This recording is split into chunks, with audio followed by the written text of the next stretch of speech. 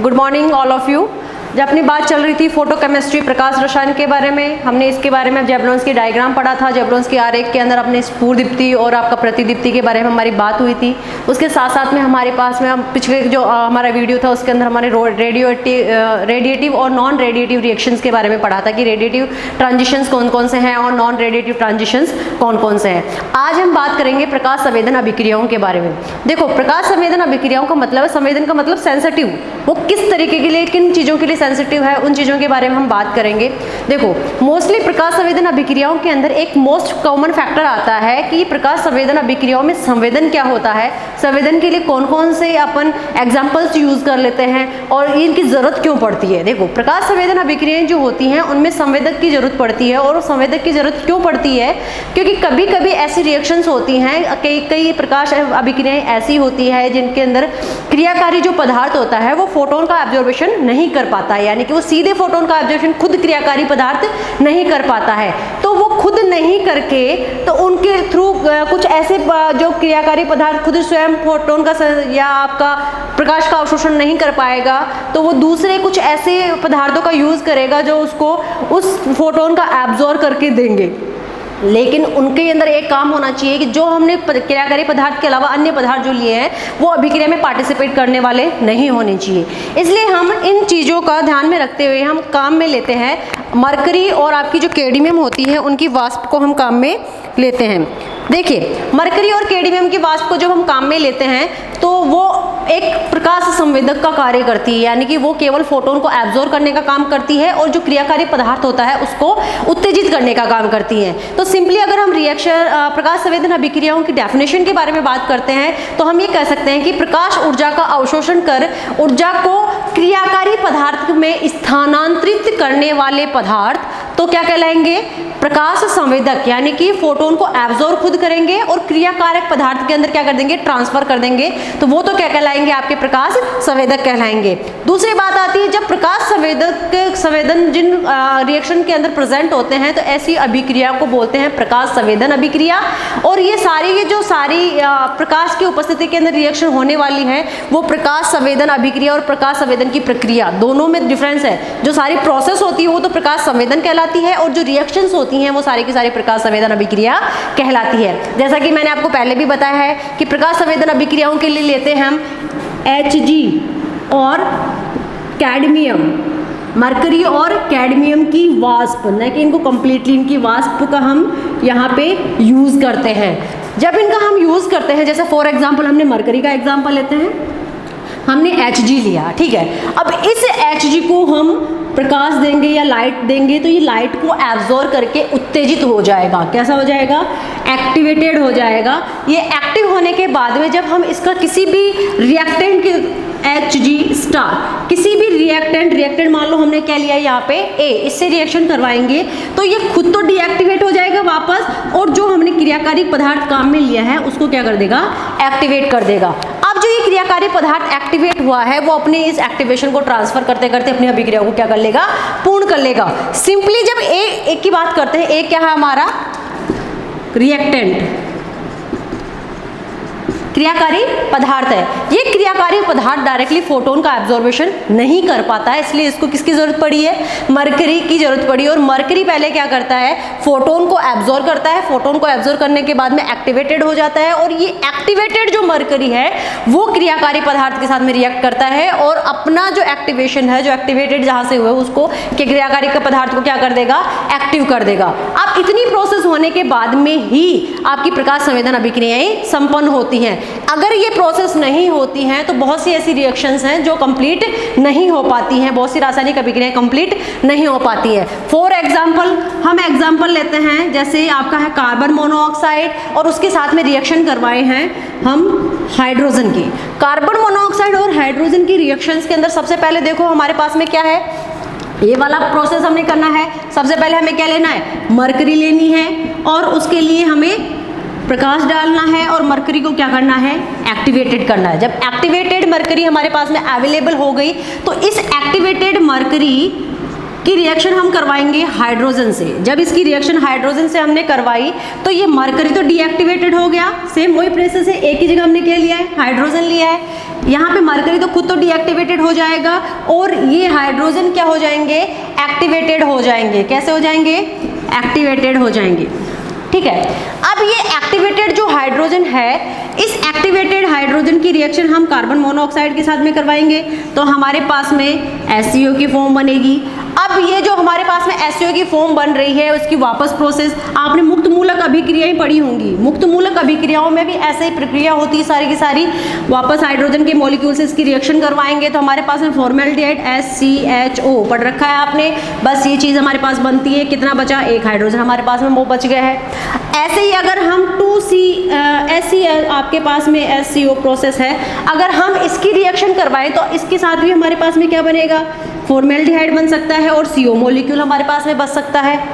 इन सभी अभिक्रियाओं के साथ साथ में हमारे पास में इसी रिएक्शन के थ्रू हमारे पास में ग्लाइऑक्सेल भी बन सकता है। ग्लाइऑक्सेल कैसे बनेगा, अगर हमने HCO मॉलिक्यूल के 2 मॉलिक्यूल्स हमने पार्टिसिपेट करवाए तो यहाँ पे ग्लाइऑक्सेल बनता है और ग्लाइऑक्सेल का फॉर्मूला क्या होता है, C डबल बॉन्ड O और इधर भी क्या होगा, हाइड्रोजन, और इधर भी क्या होगा, हाइड्रोजन।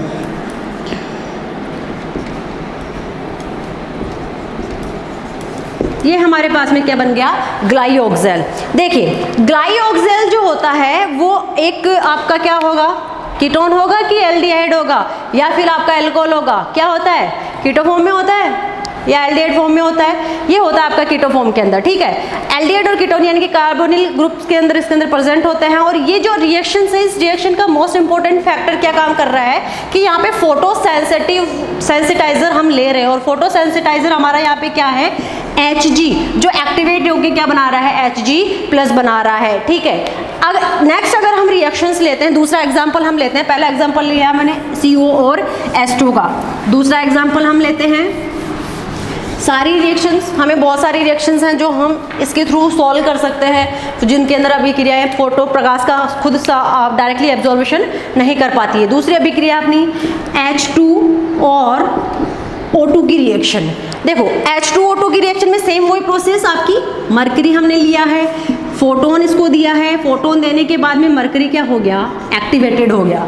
अब ये एक्टिवेटेड मरकरी है, एक्टिवेटेड मरकरी किससे रिएक्शन करेगा, आपके हाइड्रोजन से रिएक्शन करेगा और सेम वही प्रोसेस जो पहले बनी थी, Hg होगा और 2H क्या होंगे, एक्टिवेटेड मॉलिक्यूल बन जाएंगे। अब इस एक्टिवेटेड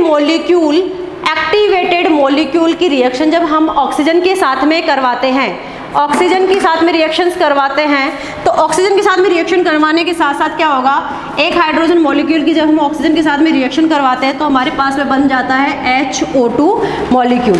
अब देखिए HO2 मॉलिक्यूल हमारे पास में बना है, अगर हम ऐसे ही 2 मॉलिक्यूल ले ले, HO2 और HO2 रिएक्शंस के 2 मॉलिक्यूल ले ले, तो हमारे पास में एक नाम पढ़ा होगा आपने H2O2, जिसको बोला जाता है हाइड्रोजन परऑक्साइड, और एक मॉलिक्यूल बन जाएगा O2 का। ठीक है, अब ऐसी ही रिएक्शन को अगर हम वापस पार्टिसिपेट करें, जो हमारे पास मॉलिक्यूल बना है H2O2, उसका विघटन हम करें तो हमारे पास में क्या क्या बन जाएंगे, एक H2O मॉलिक्यूल बन जाएगा और हाफ मॉलिक्यूल हमारे पास किसका बनेगा, O2 का बनेगा।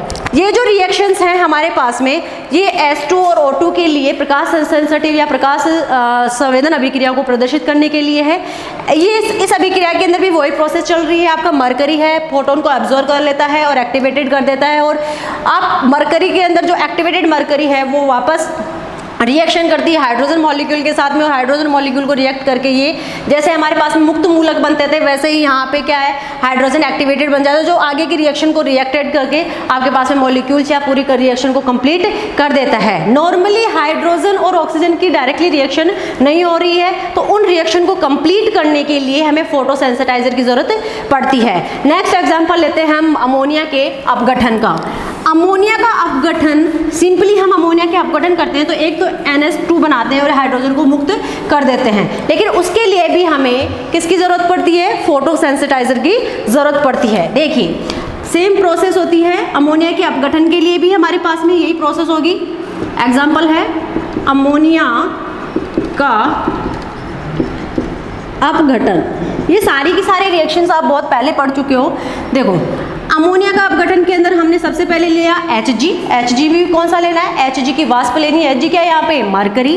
अब इसको हमने फोटोन दिया, फोटोन देने के बाद में हमारे पास में बना Hg स्टार। ठीक है, इस Hg स्टार की रिएक्शन हमें किसके साथ में करनी है, अमोनिया। अमोनिया का फॉर्मूला क्या होता है, NH3 होता है। जब हमने इसकी रिएक्शन NH3 के साथ में करवाई तो Hg तो क्या हो जाएगा, डीएक्टिवेटेड हो जाएगा, और NH3 क्या हो जाएगा, एक्टिवेटेड हो जाएगा। ठीक है, अब ये NH3 हमारे पास में बना है। इस NH3 का अगर हम एक NH3 मॉलिक्यूल ले लें और उसका हम विघटन करवाएं तो हमारे पास में दो प्रोडक्ट बनते हैं, एक NH2 बन गया, दूसरा हाइड्रोजन बन गया।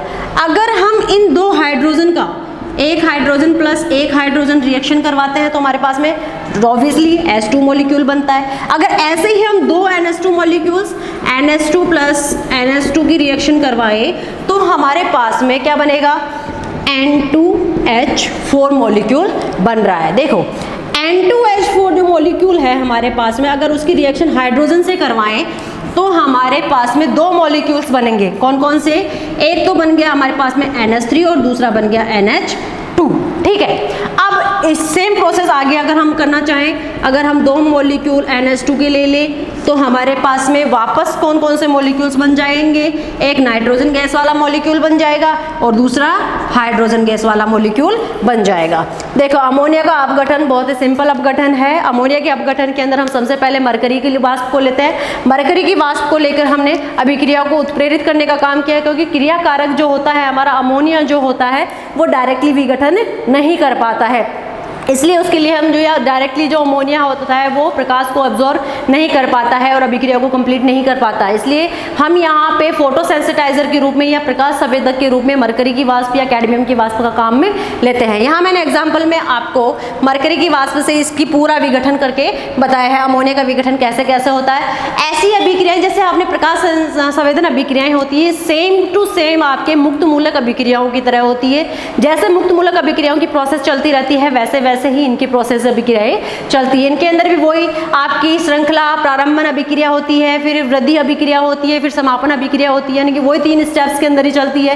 पहला, श्रृंखला को प्रारंभ करने के लिए क्या क्या चाहिए होते हैं, तो श्रृंखला को प्रारंभ करने के लिए हमें एक्टिवेटर की जरूरत पड़ती है वहाँ पे, और यहाँ पे हमें किसकी जरूरत पड़ रही है, फोटोसेंसिटाइजर की जरूरत पड़ रही है। वहाँ पे चैन रिएक्शंस जो होती है, वृद्धि वाली रिएक्शंस होती है, प्रोपेगेशन जो रिएक्शंस होती हैं, उनके अंदर हमें एक दूसरे के साथ बैचअप करवाना पड़ता है, एक दूसरे के जो एटम्स होते हैं उनसे मॉलिक्यूल बनाने पड़ते हैं, वही सेम प्रोसेस इसमें चलती रहती है। और लास्ट में होती है समापन रिएक्शन या एंड रिएक्शन जो होती हैं, उनके अंदर हमें एक मेन प्रोडक्ट बनाना होता है कि जिसके अकॉर्डिंग उनका विघटन शो हो सके, तो वो प्रोडक्ट हमारे पास में इजीली बन जाते हैं। ठीक है, अब हम बात करते हैं नेक्स्ट एग्जाम्पल की, जो हमारा मोस्ट एंड इम्पॉर्टेंट एग्जाम्पल है और आपका नॉर्मली डेली रूटीन के अंदर देखने वाला एग्जाम्पल है। आपने देखा होगा क्लोरोफिल, क्लोरोफिल कभी सुना है आपने, हरित लवक, क्लोरोफिल, प्रकाश संश्लेषण अभिक्रियाएं, ये सारी चीजें एक दूसरे से रिलेटेड होती हैं। देखिए प्रकाश संश्लेषण की जो अभिक्रियाएं होती हैं वो प्रकाश रासायनिक अभिक्रियाएं होती हैं। कैसे होती हैं, क्योंकि प्रकाश संश्लेषण जो को सिंपली चीज होती है कि प्रकाश संश्लेषण जो होता है हमने पढ़ रखा है कि कार्बन डाइऑक्साइड होती है, वाटर मॉलिक्यूल्स होते हैं, क्लोरोफिल की उपस्थिति के अंदर आपका क्या बना लेता है, ग्लूकोज बना लेता है और ऑक्सीजन बना देता है। ये तो एक कंप्लीट रिएक्शन है, लेकिन इसका बैकअप क्या होता है, कहाँ से इसको आपका प्रकाश संवेदक या फोटोसेंसिटाइजर मिलते हैं, कहाँ से इसको सूर्य के प्रकाश की आवश्यकता क्यों होती है, और सूर्य का अगर प्रकाश नहीं होता है तो आपका जो प्रकाश संश्लेषण की दर होती है वो कम हो जाती है या ज़्यादा हो जाती है, ये सारी चीज़ें डिपेंड करती है। देखिए सूर्य का प्रकाश यहाँ पे फोटोसेंसिटाइजर है, क्लोरोफिल इसको फोटोसेंसिटाइजर की यूज करता है। सूर्य का प्रकाश यहाँ पे विकिरण जो इसका मैन फैक्टर है वो काम में लिया जाता है। क्लोरोफिल तभी एक्टिवेटेड होगा जब उसको सूर्य का प्रकाश मिलेगा, और जब क्लोरोफिल एक्टिवेटेड होगा तभी कार्बन डाइऑक्साइड गैस और H2O मॉलिक्यूल मिलकर आपका ग्लूकोज मॉलिक्यूल बनाएंगे। तो ये सारी चीजें एक दूसरे से रिलेटेड है। अगर आपको क्लोरोफिल को सूर्य का प्रकाश नहीं मिलेगा और वो ग्लूकोज को में अंदर कन्वर्ट नहीं करेगा कार्बन डाइऑक्साइड गैस और H2O को, तो आपका सिंपल सी चीज है डायरेक्टली प्रोपोर्शनल किसके हो गई, प्रकाश संश्लेषण के, आपके फोटोसिंथेसिस इसको बोला जाता है। तो अगर सनलाइट कम होगी या सूर्य का प्रकाश कम होगा तो फोटोसिंथेसिस भी ऑटोमेटिकली क्या हो जाएगा, कम हो जाएगा, और फोटोसिंथेसिस कम होगा तो ऑक्सीजन की जो आपकी आपूर्ति होती है ऑक्सीजन भी क्या हो जाएगी, कम बनेगी, और कार्बन डाइऑक्साइड की जो खपत होती है वो भी कम हो जाएगी। इस एग्जाम्पल के अंदर हमने प्रकाश संश्लेषण लिया है, प्रकाश संश्लेषण अभिक्रिया, फोटो सिंथेसिस रिएक्शंस। देखो प्रकाश संश्लेषण अभिक्रिया हम लोग डायरेक्टली इसको पढ़ते हैं 6CO2 + 6H2O। यहाँ पे हमने क्लोरोफिल और यहाँ पे सनलाइट, और हमारे पास में बनता है C6H12O6 + 6O2। ये हमने डायरेक्टली इसकी रिएक्शंस पढ़ रखी है। लेकिन यहाँ पे जो क्लोरोफिल है, ये जो क्लोरोफिल है, ये क्लोरोफिल फोटोन को अवशोषित करता है और सक्रिय क्लोरोफिल बनाता है। ये क्लोरोफिल फोटोन को अवशोषित करके क्या बनाता है? सक्रिय क्लोरोफिल बनाता है। देखिए आपका क्लोरोफिल फोटोन इसको दिया तो क्या बना लेगा? क्लोरोफिल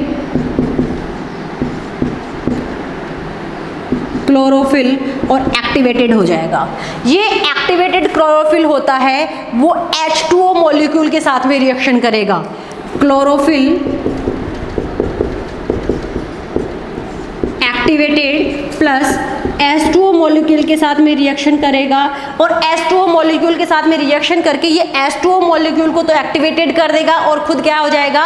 डीएक्टिवेटेड हो जाएगा। क्योंकि मैंने आपको बताया है प्रकाश संवेदन अभिक्रियाओं में जो हम संवेदक के रूप में काम में लेते हैं वो कभी भी अभिक्रिया में पार्टिसिपेट नहीं करते हैं। तो ये एक हमारे पास में हो गया। तो क्लोरोफिल एज इट इज वैसे का वैसा हो जाएगा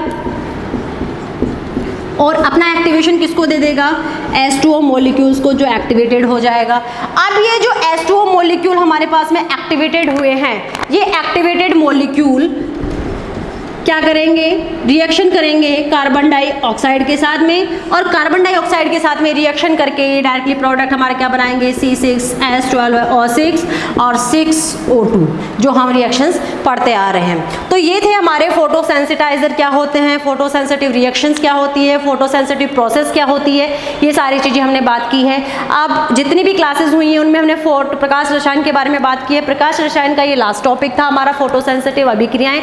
आई होप आपको बहुत अच्छी तरह से समझ में आया होगा। इसके अंदर सारी वही प्रोसेस है जो हम डेली रूटीन के अंदर देखते हैं, किसका विघटन करना है, किसका योगात्मक अभिक्रिया शो करनी है। प्रकाश संश्लेषण अभिक्रिया मोस्ट इंपॉर्टेंट है। अगर आपको और एग्जांपल्स याद नहीं रह पाते तो आप स्पेशली प्रकाश संश्लेषण अभिक्रियाओं को याद कर सकते हो, बहुत ही ईजी प्रोसेस होती है। अब हमने प्रकाश फोटोसेंसिटिव जो अभिक्रिया है उनके अंदर दो चीज़ें ली हैं। पहला एक तो आपका मरकरी की वाष्प है, दूसरा कैडमियम की वाष्प है।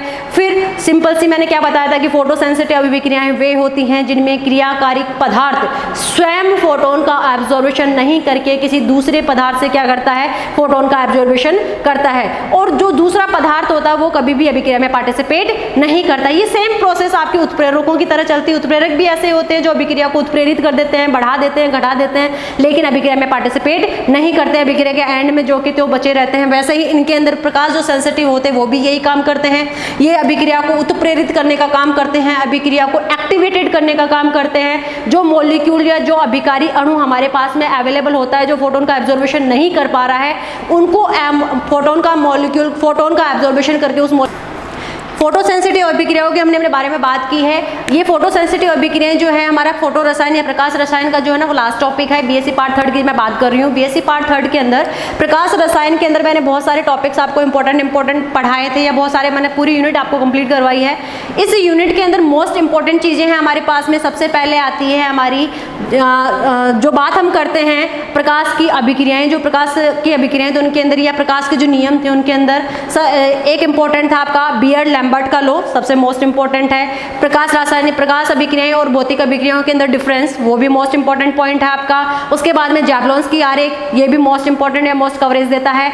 आपके न्यूमेरिकल पोर्शन के लिए आइंस्टीन वाला जो आपका स्टार्क आइंस्टीन नियम था उसके अंदर आपके न्यूमेरिकल पोर्शन को कवर अप करता है, और उसी के अकॉर्डिंग न्यूमेरिकल पोर्शन के अंदर हम आपकी कैलकुलेशंस वगैरह जो भी हमारे डेरिवेशंस कैलकुलेशन जो हमारी आती है या कैलकुलेटेड जो क्वेश्चंस आते हैं वो स्टार्क आइंस्टीन नियम या प्लांक क्वांटम नियम या आपके जैवलॉन्स की डायग्राम के अंदर जब हमने जो डिफरेंसेस किए थे आईसी और आईएससी, इन दोनों के बारे के अंदर भी हमारे पास में क्वेश्चंस बनता है। एक क्वेश्चन बनता है रेडिएटिव और नॉन रेडिएटिव ट्रांजिशंस क्या होते हैं, इनके अंदर डिफरेंसेस बताइए, इनका डिस्क्रिप्शन दे दीजिए, या शॉर्ट टिप्पणी आपकी उसके अंदर जो क्वेश्चंस आते हैं वो आता है।